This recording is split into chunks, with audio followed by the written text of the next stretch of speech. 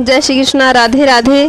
प्रिय भक्तों, आज की वीडियो में हम लेकर आए हैं भगवान के चिंतन का महत्व। इस वीडियो में हम चर्चा करेंगे भगवान के चिंतन का महत्व क्या होता है। इससे पहले हम आपको बता दें कि वीडियो के एंड तक अवश्य बने रहें, क्योंकि आधा अधूरा ज्ञान कहीं का नहीं होता है। चलिए आगे हम चर्चा करते हैं। भजन, ध्यान, सेवा यह खेती है, इसे सींचना चाहिए। इसकी सिंचाई होती है सत्संग रूपी जल से। सत्संग नहीं मिले तो साधुओं का संग करना चाहिए। वह भी नहीं मिले तो गीता, रामायण आदि शास्त्रों का स्वाध्ययन करना चाहिए।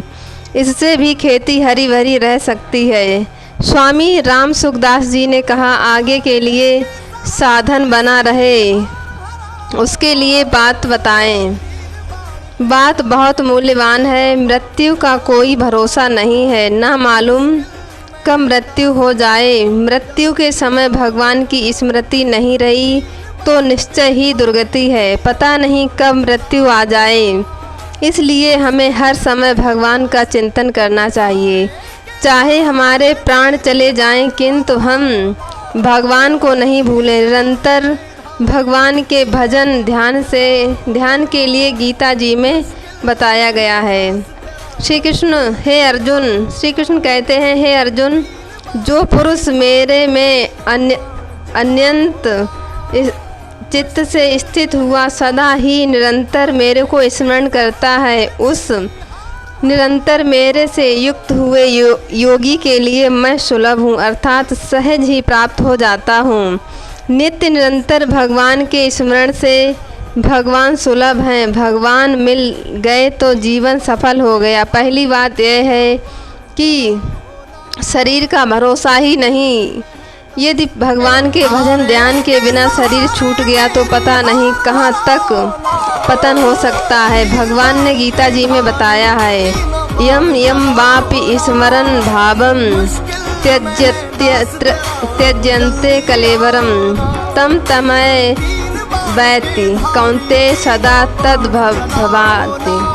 हे कुंती पुत्र अर्जुन, यह मनुष्य अंत काल में जिस भी भाव को स्मरण करता हुआ शरीर को त्यागता है,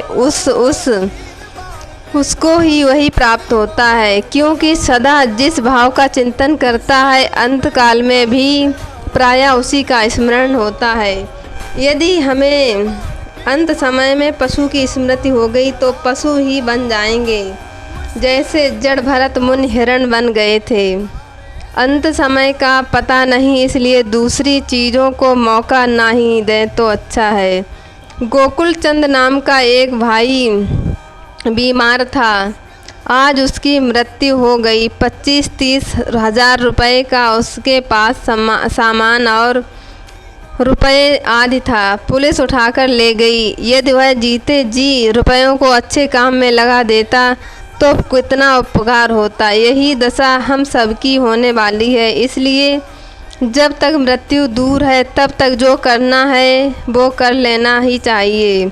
यह रुपया और शरीर तो ना जाने वाली चीज़ ही है, जिसके हाथ संयोग है उनका वियोग होना ही है। फिर इन्हें क्यों पकड़ता है? परमात्मा को छोड़कर और कोई तुम्हारा है ही नहीं। स्त्री पुत्र आदि तुम्हें त्यागने वाले हैं। उत्तम बात यह है कि तुम पहले ही इन्हें त्याग दो। आप लाख रुपए करें, आप लाख उपाय करें, कुछ भी आपके साथ जाने वाला नहीं है। यह शरीर भी आपके साथ जाने वाला नहीं है। मरना अवश्य पड़ेगा, लाख उपाय करें, यह शरीर रहने वाला नहीं है। इसलिए शरीर से तथा ऐश्वर्य से खूब काम लेना चाहिए। जब तक आपका अधिकार है तब तक लाभ उठा लेना चाहिए, यही बुद्धिमानी है। जैसे वह भाई गोकुल चंद गया, उसी प्रकार हम आप सबको पश्चाताप न करना पड़े, अंत समय में रोना नहीं पड़े। कुछ नहीं, केवल भगवान का स्मरण करें। भगवान की अपने ऊपर दया समझकर भगवान को याद रखें। प्रभु को ना बिसारें, उनको अपने लक्ष्य में रखें, फिर बेड़ा पार हो जाएगा। अंतकाले च मावेव स्मरन् मुक्त्वा कलेवरम या प्रयाति सा मद्दामम याति नस्त्यत्र संशय। गीता में भगवान श्री कृष्ण ने बताया, जो पुरुष अंत काल में मेरे को ही स्मरण करता हुआ शरीर को त्याग कर मर जाता है, वह मेरे साक्षात स्वरूप को ही प्राप्त होता है। इसमें कुछ भी संशय नहीं है। इसलिए निरंतर भगवान का भजन करना चाहिए। पता नहीं मृत्यु कब आ जाए। हम लोग खूब राजी खुशी घूम रहे हैं। यदि हैजा हो जाए तो 6 घंटा या 12 घंटे में ख़त्म। हमारी यह स्थिति है, आप रोक नहीं सकते कि हम हैजा नहीं चाहते। जैसे चूहे घूमते हैं, अचानक बिल्ली पकड़ लेती है, इसी प्रकार काल ताक रहा है, वह अचानक आकर पकड़ेगा। इसीलिए हमें हर समय मृत्यु को याद रखना चाहिए। इसी बात को बताने के लिए नारायण स्वामी दास जी कहते हैं, 2 बातन को भूल मत, जो चाहत कल्याण, नारायण एक मौत को दूजे श्री भगवान। श्री नारायण स्वामी दास जी कहते हैं, मृत्यु को याद रखने से एक तो नया पाप नहीं होता है और दूसरे भगवान याद रहते हैं। आपसे पुण्य कर्म नहीं बने तो ना सही, पाप तो मत करिए और प्रभु को याद रखिए, फिर आपके कल्याण में संदेह नहीं। सुतदारा और लक्ष्मी पापी के भी होए, संत मिलन और हर भजन दुर्लभ जग में होए। पुत्र स्त्री प्रायः सबको ही मिलते हैं, 2 ही बात दुर्लभ है, एक सत्संग, दूसरी ईश्वर की भक्ति। ईश्वर की भक्ति रूपी खेती सूख रही है, वह सत्संग से हरी भरी रहती है। इसलिए हर समय प्रफुल्लित रहने के लिए सत्संग करना चाहिए। ये 2 बातें आपसे बनने में आए तो बहुत ही उत्तम है, नहीं तो एक ही बात, भगवान का स्मरण हर समय करिए, इससे सब कुछ हो सकता है। महर्षि पतंजलि भी कहते हैं, भगवान के नाम का जाप और स्वरूप का ध्यान करना चाहिए, इससे सारे विघ्नों का नाश हो जाता है। भगवान श्री कृष्ण गीता में कहते हैं, मेरी भक्ति का प्रभाव सुनकर यदि कोई अतिशय दुराचारी भी अनन्य भाव से मेरा भक्त हुआ, मेरे को निरंतर भजता है, तो वह साधु ही मानने योग्य है, क्योंकि वह यथार्थ निश्चय वाला है। अर्थात उसने भली भांति निश्चय कर लिया है कि परमेश्वर के भजन के समान अन्य कुछ नहीं है। श्री तुलसीदास जी कहते हैं, जब ही नाम हृदय धरियो, भयो पाप को नाश, मानो चिन्हगी अग्नि की परी पुरानी घास।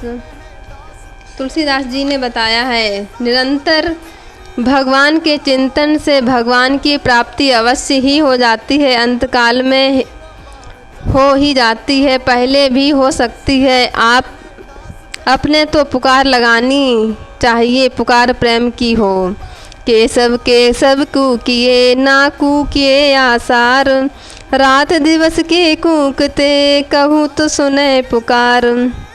यह तो सामान्य बात है, आप विशेष बात बताई जाती है। हमें अपने घर जाकर सबके साथ प्रेम का व्यवहार करना चाहिए। एक ही बात है, स्वार्थ का त्याग करना चाहिए। स्वार्थ त्याग करने से प्रेम होता है। स्वार्थ त्याग ऐसी चीज़ है जो दूसरों को आकर्षित करने वाला है। यह मोहिनी मंत्र है, इसमें दूसरों को बस में करने की अलौकिक शक्ति है। स्वार्थ त्याग से स्वतः ही प्रेम होता है। हमें यह बात सीखनी चाहिए, इसमें अलौकिक लाभ है। जब तक आपकी भोग और आराम में आसक्ति रहेगी, तब तक आपका उद्धार हो ही नहीं सकता। जब तक आप भोग और आराम चाहते रहेंगे, आप ईश्वर से दूर रहेंगे। आज तक आपको परमात्मा की प्राप्ति नहीं हुई है, इसकी जड़ में प्रधान कारण भोग और आराम है। आराम परमात्मा की प्राप्ति में विघ्न ये ही हैं। साधन में रुकावट इसी में है, प्रेम में कमी इसी से है। इसलिए यदि परमात्मा की प्राप्ति की आवश्यकता है तो इन्हें छोड़ देना चाहिए। मन तो एक है, चाहे परमात्मा में लगाओ चाहे विषयों में। कबीरा मन को तो एक है, भावे जहाँ लगाए, भावे हरि की भक्ति कर, भावे विषय गमाए। श्री कबीर दास जी कहते हैं, जिस प्रकार हो अपने मन को परमात्मा में लगाना चाहिए, मन को परमात्मा में लगाना ही होगा। मन फुरना से रहित कर, जौने विधि से होए, चाहे भक्ति चाहे ज्ञान से, चाहे योग से खोए। इस समय योग और ज्ञान मार्ग कठिन है, इसलिए भक्ति करने की बात कही जाती है। ईश्वर के प्रेम में पागल हो जाना चाहिए, फिर देखो मज़ा। भोग और ऐश्वर्य में आपको जो आनंद प्रतीत होता है, उससे लाखों गुना अधिक आनंद वैराग्य में है। और जब आगे बढ़ जाता है मनुष्य, तो संसार से ऊपर हो जाता है, और तब और भी अधिक आनंद हो जाता है। जब परमात्मा का ध्यान होता है, उस सुख की तो जाति ही दूसरी होती है। जब परमात्मा प्राप्त हो जाते हैं, उस सुख की तो बात ही क्या है। परमात्मा की प्राप्ति कठिन भी नहीं है। भगवान श्री कृष्ण कहते हैं, देवी हृषागुणमयी मम माया दुर्त्या, मामेव ये प्रपद्यते माया में तम तरन्ति ते। क्योंकि यह अलौकिक अर्थात अति दुर्लभ त्रिगुणमयी मेरी योग माया बड़ी ही दुस्तर है, परंतु जो पुरुष मेरे को निरंतर भजते हैं, वे इस माया का उल्लंघन कर जाते हैं, अर्थात संसार से तर जाते हैं। इसलिए हमें लाख काम छोड़कर वही काम करना चाहिए जिसके लिए हमें मनुष्य शरीर मिला है। संसार में ऐसा कोई काम नहीं है जो हमने नहीं किया, किंतु हमने परमात्मा की प्राप्ति अभी तक नहीं की। यह काम करना है। मनुष्य का शरीर पाकर विषयों में मन देना तो मूर्खता है। नर तनु पाए विषय मन देही, पलट सुधा के सट विष होई। परमात्मा अमृत हैं, विषय भोग विषय। विष खाने से तो खाने वाला एक बार में ही मरता है, विषय भोगी रूप विष को खाने से बार बार जन्मता मरता रहता है। इसलिए अमृत रूपी परमात्मा का सेवन करना चाहिए, यही प्रधान बात है। यहाँ से घर जाकर नित्य प्रत स्नान आदि करके संध्या गीता पाठ तथा भगवान का ध्यान करना चाहिए, तथा भगवान की मानस पूजा करनी चाहिए। साकार या निराकार कोई सा भी